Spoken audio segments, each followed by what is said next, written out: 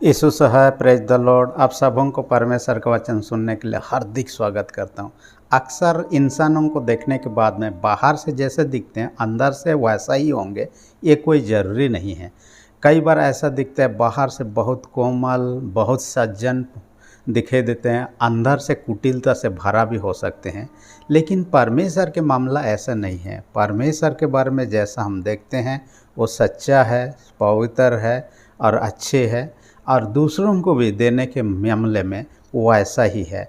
इंसानों को या संसार को जो कुछ भी परमेश्वर ने दिया अच्छी चीज़ों को दिया है, और अच्छी चीज़ों के कारण से ही हम इतने सारे जीवन सुंदर ढंग से व्यतीत कर रहे हैं।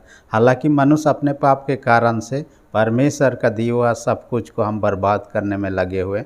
जैसे कि देख लीजिए आदम हवा को परमेश्वर ने जो कुछ वाटिका दिया था सुंदर था, उन्हें परिश्रम करना नहीं था, यानी कि सुंदर सा जीवन व्यतीत करना था।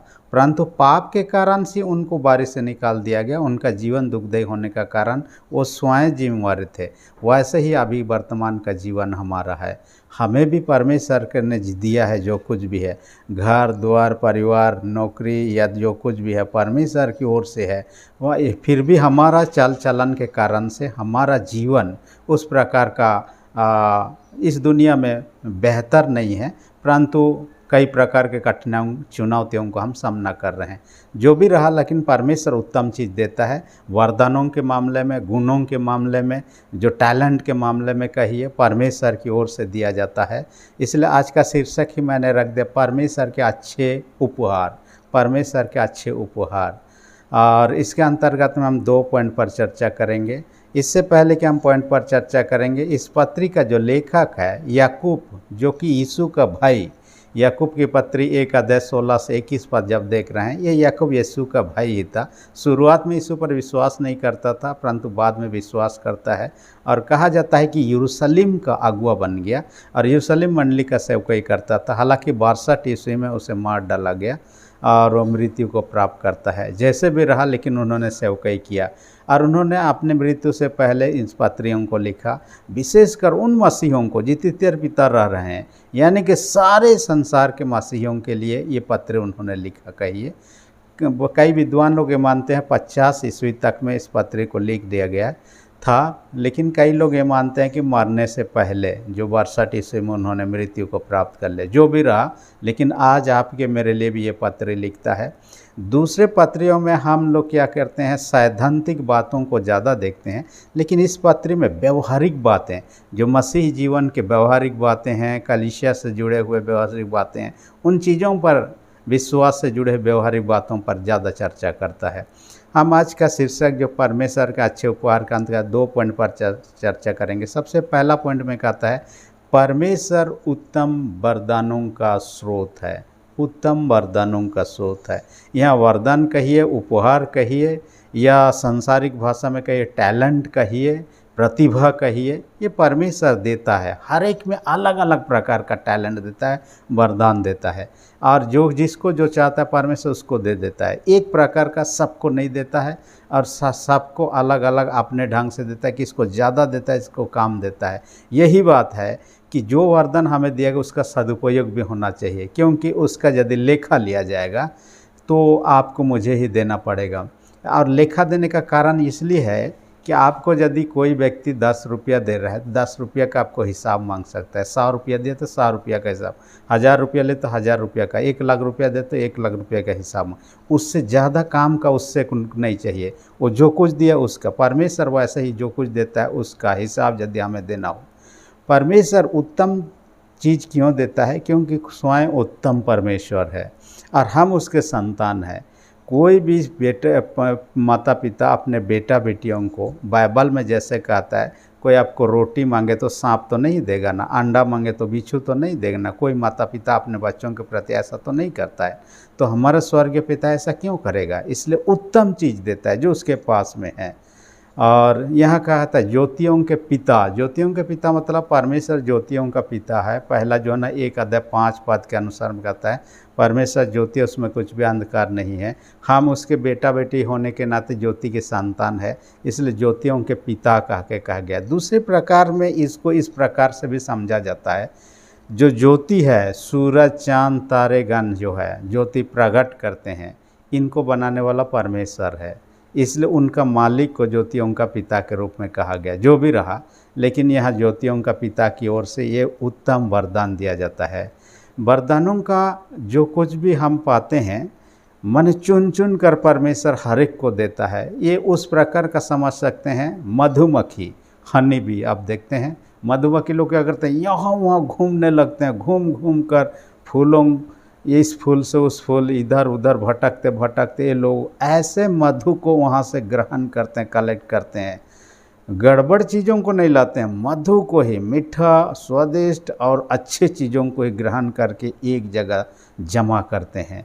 यानी कि जितना भी दूर भी जाए, लेकिन वही अच्छे चीज़ों को ही लाते हैं। वैसे ही परमेश्वर उत्तम चीज़ों को ही देता है, लेकिन उसका उपयोग भी हमें सदुपयोग करना चाहिए। जैसे कि मैंने कहा है, अपने लिए हम इस्तेमाल कर सकते हैं। वरदान कहने से, उपहार कहने से अलग प्रकार का हो सकता है। किसी को ज्ञान का, किसी को गाने का, किसी को बजाने का, किसी को और कुछ चीज़ों का, खेलने का, किसी को अलग अलग चीज़ का जो उपहार, वरदान, टैलेंट जो है परमेश्वर देता है। लेकिन अपने लिए इस्तेमाल कर सकते हैं, लेकिन इतना ही इस्तेमाल करना ये सीमित है, स्वार्थपर है। हम इसको दूसरों के भलाई के लिए भी, जो चीज़ हम भलाई, यदि पैसों का आपको वरदान मिला है, दूसरों के भलाई के लिए भी इस्तेमाल करने की आवश्यकता है। और दूसरों के लिए इस्तेमाल नहीं कर रहे तो स्वार्थीमय जीवन हो जा रहा है। एक उदाहरण से आप जाते हैं, लूका रचित सुसमाचार 16 अध्याय 19 से 31 पद में धनवान और लाजर के बारे में चर्चा है। धनवान व्यक्ति तो बहुत सुख विलास से रहता था, और लाजर बहुत गरीब था। उसके गेट पर बैठा दिया जाता था। जो कुछ भी धनवान व्यक्ति खाता पीता था, चूर चार गिरता था, फेंका जाता था, उसमें से खाकर वो जीवन व्यतीत करता था। धनवान के पास बहुत कुछ खाना पीना था, लेकिन लाजर के पास नहीं था। धनवान के पास कपड़े पहनने के लिए बहुत था, लाजर के पास नहीं था। धनवान के पास पैसा बहुत था, लाजर के पास नहीं था। यहाँ तक कि उसके घाव का इलाज करने के लिए भी नहीं था। घावों को कुत्ते आकर चाट भी लेते थे, लेकिन कभी भी लाजर के प्रति उन्होंने दया नहीं दिखाया, उनको मदद नहीं किया। एक नया कपड़ा देना, एक दिन अच्छे भोजन देना, या तो पैसा देकर इलाज के लिए मदद करना, ऐसा कुछ भी नहीं किया। ऐसा नहीं दिखता है कि धनवान व्यक्ति ने कोई गलत काम करके धन अर्जित किया है, ऐसा वर्णन बाइबल हम नहीं पाते हैं। लेकिन उन्होंने एक चीज़ जो नहीं किया, गरीब, भूखमरी से पड़े हुए, जो दया दिखाना चाहिए लाजर के प्रति, उन्होंने नहीं किया। और यहीं पर वो चूक जाता है। अंत में दोनों मरने के बाद में एक स्वर्ग में लाजर पहुंच जाता है, और धनवान व्यक्ति नरक में पहुंच जाता है, तड़पते रहता है। असल में यहाँ उसका गलतियों में से एक गलती जो हम देखने पाते हैं, गरीब लाजर के प्रति दया दिखाना उनको चाहिए था, उन्होंने नहीं किया। और बाइबल तो कहता है जो दूसरों पर दया नहीं करता उसका न्याय भी बिना दया के होगा। इसलिए वो उनके प्रति ऐसा हुआ। तीसरी विशेष बात, अपने लिए इस्तेमाल करना है, दूसरों के भलाई के लिए, परमेश्वर की महिमा के लिए। यदि हम अच्छा बजाने जानते हैं और परमेश्वर की महिमा के लिए नहीं बजा रहे हैं, तो ये तो अधूरा ही हो गया। हम अच्छा गाना गाने जानते हैं, स्वर अच्छा मिला है, परमेश्वर की महिमा के लिए नहीं गा रहे हैं, तो ये तो अधूरा ही हो गया। इसलिए जो कुछ भी वरदान या टैलेंट आपको मुझे मिला है, अपने लिए इस्तेमाल करना है, दूसरों के भलाई के लिए और परमेश्वर की महिमा के लिए करना है। और हमें जो ईश्वर ने दिया है, आज का इतवार जो का नाम है कांताते, गीत गाओ। गीतों के द्वारा, पर प्रार्थना के द्वारा परमेश्वर को धन्यवाद, प्रशंसा अर्पण करना है, क्योंकि परमेश्वर ने कुछ दिया है। हमें परमेश्वर ने इतने भला चीज़ दे रहा है, परमेश्वर के प्रति विश्वास तो बने रहना है। मैंने एक पक्षी के बारे में कभी आपसे चर्चा किया है, अंग्रेजी में हॉर्नबिल कहा जाता है उस पक्षी का खूबी ये है, वो पक्षी पेड़ का ताने में जो कहाँ पर खोल रहता है वहाँ पर वो क्या करता है, घोंसला बनाता है जहाँ अंडा देती है। तो इसका खूबी ये है, पेड़ का ताने में अंदर खोल बना के वहाँ पर अंडा देने से पहले क्या करता है, माँ अंदर घुस जाती है और उसका दरवाज़ा को ये लोग बंद कर देते हैं, छोटा सा दरवाज़ा छोड़ देते हैं। उसका पति जो होता है, पत्नी अंदर रह जाती है, पति जो होता है बाहर रह, वो जब तक वो अंडा देकर बच्चे लोग बड़े नहीं हो जाते हैं तब तक वो अंदर से नहीं निकलती है, और इतने दिनों तक पति को ही जो पक्षी है उसको इधर उधर से खाना जुगाड़ करना है, उनको खिलाना है, उसी छोटा सा छेदा से ही। जब बड़े हो जाते हैं तब जाके छेदा को बड़ा किया जाता है, वहाँ से निकालते हैं। माने आप समझिए इतने दिनों तक इन दोनों का अटूट विश्वास रहता है, एक दूसरे के प्रति कितना वफादार रहते हैं। वैसा ही है, हम अपने परमेश्वर के प्रति वफादार रहें, विश्वस्त रहें और उस पर भरोसा रखें। इसलिए भजन संहिता 103:1-2 में कहता है, हे मेरे मन यहोवा को धन्य का और उसके किसी उपकार को ना भूलना, ऐसा कहता है। दूसरी बात, आज का दूसरा पॉइंट में क्या कहता है, वचन को जीवन में काम करने दो। जो परमेश्वर का वचन है जीवन में काम करने देना है। ये वचन को बीज के समान कहा गया है। बीज को यदि रखा हुआ रहेगा, ये मरा हुआ के समान है, कुछ भी नहीं है। जब तक हम खेत में नहीं डालते हैं, नहीं बोते हैं, नहीं लगाते हैं, तब तक वो नया अंकुरित नहीं होता है। जब लगाते हैं तब नया अंकुरित होना। वैसे ही वचन को जब तक हमारे मन हृदय में नहीं बोया जाता है, नहीं रोपा जाता है, तब ये एक नया रूपी आत्मिक पेड़ नहीं उगता है, विश्वास के द्वारा से उगता है। इसलिए रोमी 10:17 में कहता है, वो विश्वास जो क्या कहता है, वचन सुनने से होता है। और जब हम वचन सुनने लगते हैं, एक आत्मिक पेड़ उगने लगता है और ये पेड़ के बढ़ने के बाद में उसमें फल लगने लगता है, जिसे आत्मा का फल कहता है। प्रेम, आनंद, मेल, धीरज, जो आत्मा का फल सब है, वो फलने लगता है।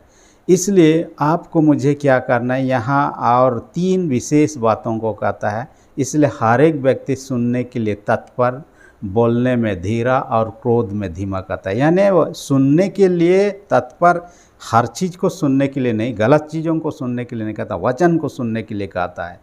और एक विद्वान का कथन है, परमेश्वर ने हमें 2 कान और एक ही मुँह क्यों दिया है, ताकि हम काम बोलें और ज़्यादा सुने। इसका ऐसा कहता है क्योंकि हमारा विश्वास जो वचन सुनने के द्वारा, पढ़ने के द्वारा ही होता है।